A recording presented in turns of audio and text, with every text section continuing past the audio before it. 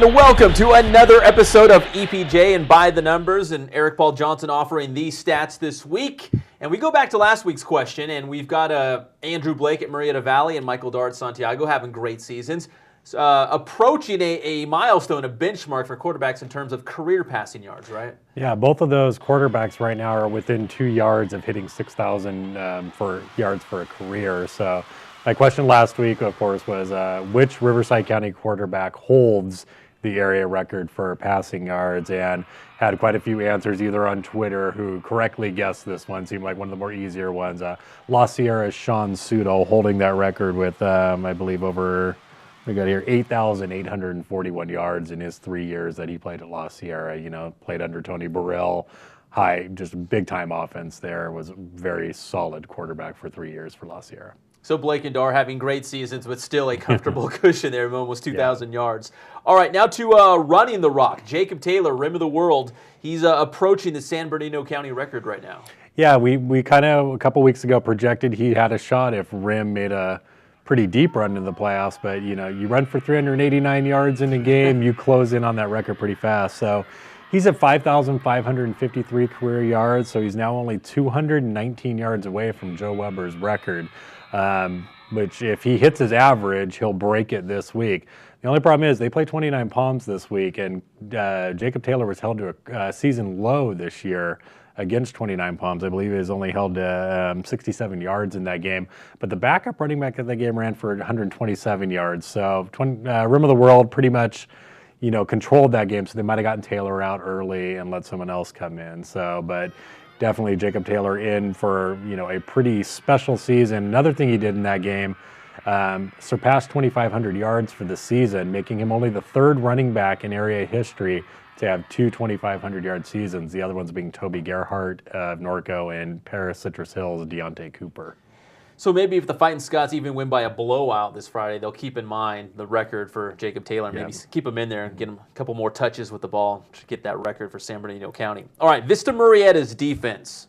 They're good. We know that. Only allowing 9 points per game in the Southwestern League this season. But how good are they compared to some of these past teams? You know, talent-wise, they may be the best out there. But if we look statistically, you know, they did finish the season with back-to-back shutouts. But the 9 points per game allowed in league play is only the third lowest in Southwestern League history. Last year, Chaparral only allowed 8.2 points per game, but still way off the record. Murrieta Valley in 2002 had just an absolutely amazing defense.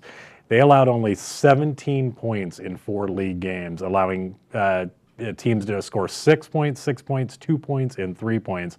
They had the epic game against Chaparral that ended 3-2. But yeah, one of the best defenses that I've ever seen out here was that Murrieta team, led by Paul Como, who was the All-CIF Defensive Player of the Year that year, and Eric McMillan, who was an absolutely amazing quarterback, went to University of Idaho and was tragically murdered in 2004. But just a very special, you know, defense that Nighthawks kind of put up there. And we've seen, you know, they've kind of, you know, gotten back to that defensive, you know, mentality this year. We've seen Murrieta put up some great defensive numbers this year as well. You're exactly right, EPJ. All right, from the on the complete opposite end of the spectrum, from defense to offense, some local teams, Centennial and Citrus Hill we're talking about here, had some big nights as they wrapped up the regular season and won league championships. Yeah, Citrus Hill put up 76 points in their game against West Valley, and Centennial scored 70 against Santiago. They join a group of now 6 teams this year that have scored 70 points in a game. So we're seeing offenses having some field days this year. Only one team last year scored 70 points in a game. We've already had 6 this year. So, you know, definitely some big offensive games out there. That Citrus Hill West Valley game, 76-41. The 117 points is the 8th highest scoring game in our area's history for 11-man football, and it's the highest scoring game in 7 seasons. So. And we actually had highlights of that game, and I did throw a couple defensive plays in the highlights, so there was a little bit of defense. All right, we can't let you go without EPJ's question of the week. We're talking about Rim of the World's Jacob Taylor. He already has 5 300-yard games this season. Who was the last EPJ to do this, right? That's what we're talking about. Yeah, you know, it's kind of a rare feat to see, you know, 2, 3 300-yard games, but 5 in one season, extremely rare in the inland area. So question of the week this week is, who is the last inland area running back to have 5 300-yard games in one season? I guess kind of an interesting one. If you know the answer, is which season did it also happen in?